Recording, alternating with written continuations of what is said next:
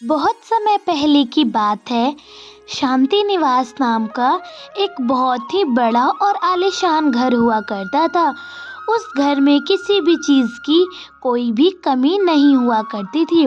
शांति निवास उस घर का नाम इसलिए था क्योंकि शांति गोपाल की पत्नी थी और शांति का देहांत जब उसकी बेटी सौंदर्या का जन्म हुआ था तभी हो गया था। तब उन्होंने दूसरी शादी कर ली जिनसे उनकी एक बेटी और थी जिसका नाम कंगना था और उनकी पत्नी भी थी सौंदर्या, जो शांति की पहली बेटी थी, जो बहुत सुंदर थी। लंबे लंबे कमर से नीचे बाल थे, सुंदरता गोराई सब कुछ थी। और दूसरी तरफ कंगना थी जिसका रंग सांवला, बाल भी छोटे छोटे और पढ़ाई में भी कोई ज़्यादा रुचि नहीं रखती थी।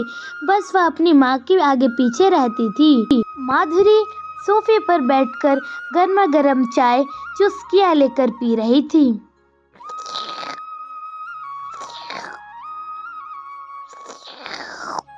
वह बहुत जोर जोर की चुस्कियां मार रही होती है। तभी वहां पर उसकी सांवली बेटी कंगना आ जाती है। कंगना अपने माँ के पास बैठती है और रोने लगती है।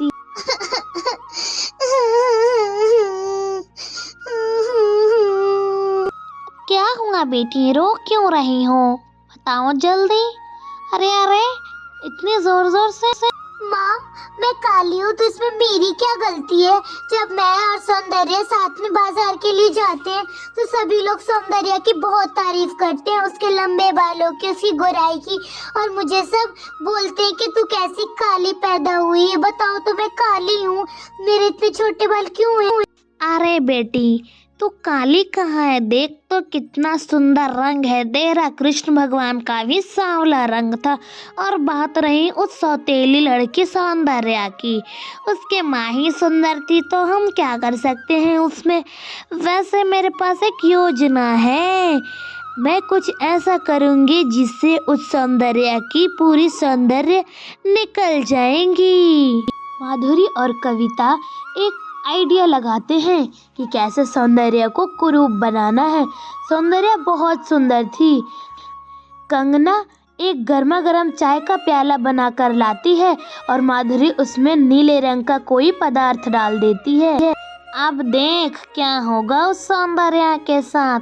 जा, ये चाय उस सौंदर्या को दे आ। देख कल क्या होता है। बिल्कुल मजा आएगा कल सुबह सुबह तमाशा देखने में उस सौंदर्या का। जा जा, जल्दी से ये चाय दे आ, फिर तू ही सुंदर दिखेगी और कोई नहीं। ठीक है, जा अब। पर माँ, इसमें आपने मिलाया क्या है ये तो बता दो। नीले रंग का क्या था? मैंने तो कभी नहीं देखा आपके पास वो सामान। अचानक से वो कहाँ से आ गया? कहीं अरे तो ज्यादा दिमाग मत लगा, जितना कहा है उतना कर। क्या कल देखेगी ना क्या होगा उस सौंदर्या के साथ। जा जा, पहले चाय देकर आ। माधुरी के कहने पर कंगना वह गर्मा गर्म चाय का प्याला सौंदर्या के कमरे में लेकर जाती है। सौंदर्या के पिता एक बिजनेसमैन थे जो कि अक्सर घर के पास नहीं रहा करते थे। वह अलग अलग शहरों में उनका जाना लगा रहता था। सौंदर्या को किताबें पढ़ने का भी शौक हुआ करता था।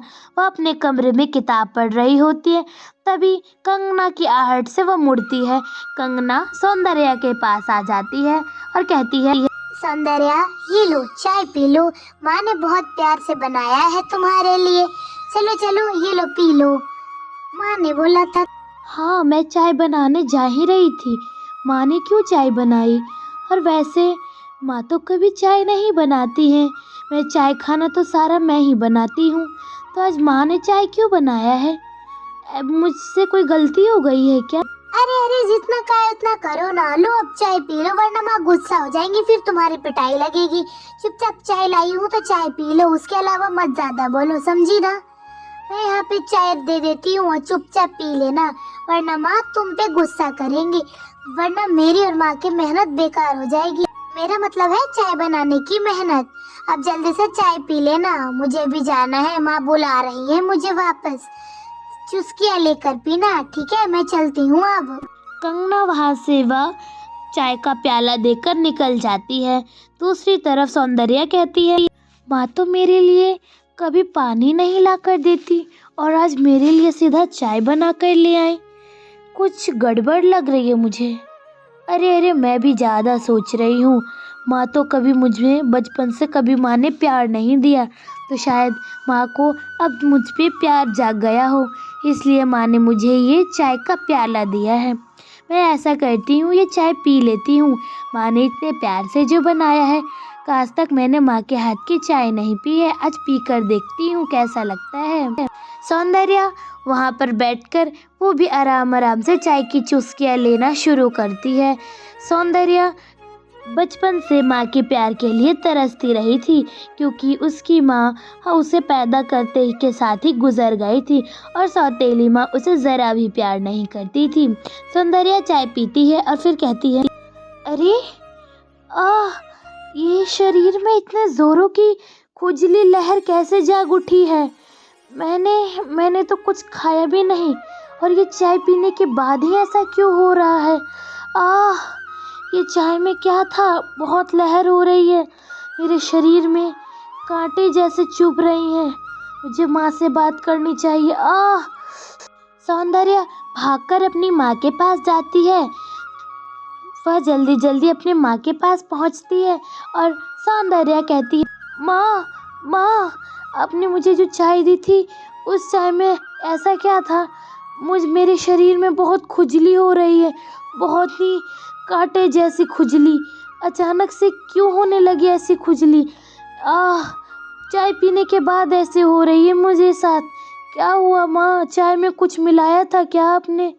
अरे बेटी, मैं तो तुझसे इतना प्यार करती हूँ, मैं भला चाय में क्या मिला कर दूंगी तुझे विश्वास नहीं है मुझ पर। हाँ, मैं तो कहती हूँ तो जाकर सो जा, मुझ पर विश्वास नहीं है तुझे। हाँ माँ, मुझे विश्वास है, पर ये खुजली बहुत ज़ोरों की हो रही है, पता नहीं कैसे हो रही है। बहुत ज़ोर की लहर जाग रही है मेरे शरीर में। बेटी ऐसा कर, जा तू सो जा। सो जाने के बाद से शायद तेरे बॉडी में वो कांटों सी लहर रुक जाएंगी। हाँ, जा तू सो जा अच्छे से, वरना शायद कुछ और भी हो सकता है तेरे साथ। जा जल्दी। सौंदर्या अपने सौतेली माँ की कही हुई बातों पे मान जाती है और वह सोने के लिए चल जाती है। कंगना उठकर कहती है, माँ मुझे ऐसा क्यों लग रहा है कि आपने जो चाय में मिलाया था उसी का असर है ये सब। वैसे क्या मिलाया था आपने चाय में, जहर तो नहीं। नहीं, मैं उसमें जहर क्यों मिलाऊंगी, तुम्हें तो पता है अगर मैं उसमें जहर मिला देती तो अभी वो यहाँ नहीं, भगवान के पास होती। मैंने उसमें जहर नहीं, मैंने कुछ ऐसा मिलाया है जिससे उसकी सारी सुंदरता पे पानी फिर जाए और वह सुंदर से बिल्कुल कुरूप काली हो जाए।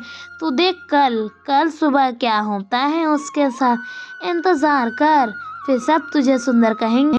सौंदर्या की माँ सौंदर्या को ज़रा भी प्यार नहीं किया करती थी। वह उसकी सुंदरता से जलती थी और उसकी बेटी भी, क्योंकि उसकी बेटी उससे ज़्यादा सुंदर नहीं बल्कि उससे बहुत ज़्यादा कुरूप लगती थी देखने में। सौंदर्या के शरीर में बहुत खुजली हो रही थी। वह बेड पर जाकर सो जाती है। वह नींद लेती रहती है। एक दिन कब बीत जाता है पता नहीं चलता। अगली सुबह जैसे ही वह उठती है, वह देखती है कि उसके सारे बाल तो झड़ चुके होते हैं। उसका सफ़ेद उजला रंग काला रंग में बदल जाता है। सौंदर्या को ये पता नहीं होता है, वह अभी भी सो रही होती है। अचानक से उसकी नींद खुलती है। उसे बड़ा हल्का हल्का महसूस होता है। वह अचानक से उठती है और कहती है, अरे अरे, मेरा बाल, इतना लंबा बाल मेरा कहाँ गया और मेरे हाथ पैर इतने काले कैसे हो गए, मैं इतनी कुरूप कैसे हो गई। सौंदर्या ये सब देखकर घबरा जाती है और अपने सौतेली के माँ के पास जाकर कहती है, माँ ये क्या हो रहा है मेरे साथ। कल मेरे शरीर में इतनी ज़ोर की लहर जाग उठी और आज मेरे लंबे घने काले बाल भी झड़ गए और मेरा गोरा रंग भी काले रंग में बदल गया। मुझे लगता है कि आपने उस चाय में ज़रूर कुछ मिलाया था। क्या मिलाया था? तू तो कितनी काली और बदसूरत लग रही है। अब तो तुझसे ज्यादा सुंदर मैं दिखती हूँ। तू अपने चेहरे को तो देख, पूरी गंजी हो गई है। सर पे ना ही एक दो बाल बचे हैं और ना ही तू गोरी रही। जा, छी छी छी छी। अब लोग मुझे सुंदर कहेंगे, तुझे नहीं। और हाँ, माँ ने चाय में मिलाया था तेरा सुंदरता घटने के लिए। माँ, मैंने आपका क्या बिगाड़ा था जो आपने मेरे साथ ऐसा किया? मुझ बिन माँ बच्ची की आप मुझ पर इतने कहर ढाती हैं। वो कम नहीं था कि आपने मेरे सुंदर लंबे बाल ही मुझसे छीन लिए, मेरी गोराई आपने मुझसे छीन ली। बताइए माँ, मैंने आपसे हमेशा प्यार किया और आप मुझे इतना बड़ा सिला देती रही। तो अपने बाप को बताएंगी? पिताजी को जा बता दे। वैसे भी तेरे पिताजी कौन से तेरे बात मानने वाले हैं, वह तो मेरी बात पर विश्वास करेंगे। तुझे तो पता है, जब से तेरी माँ मरी है तब से वह तुझे बिल्कुल प्यार नहीं करते हैं। वह तुझे मनहूस मानते हैं कि तेरी वजह से तेरी माँ की मृत्यु हो गई। और तू बताएंगी? जब बता दे, रहना है इस घर में तो रह। माँ, आपने मेरे साथ ही ऐसा क्यों किया?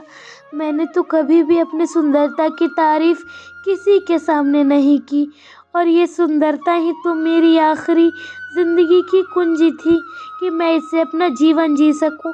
ना मुझे पिता का प्यार मिल सका, ना ही माता का। क्यों किया आपने मेरे साथ ऐसा? ओफो, ये रोने धोने वाली बातें मेरे दिल को छलनी ना कर दे। चल चल, इस घर में रहना है तो ऐसे ही गंजी बनकर रह, वरना निकल जा मेरे घर से। वैसे भी तेरी औकात नहीं है इतने बड़े घर में रहने की। तेरे पिताजी तो तुझे कब तक ठोकर मार चुके हैं, तू ही है जो पड़ी है इस घर में।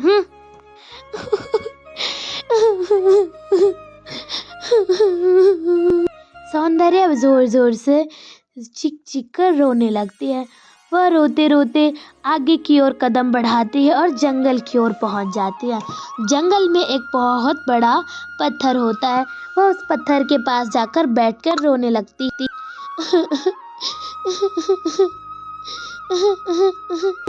आह, आह, इतनी भारी है ये।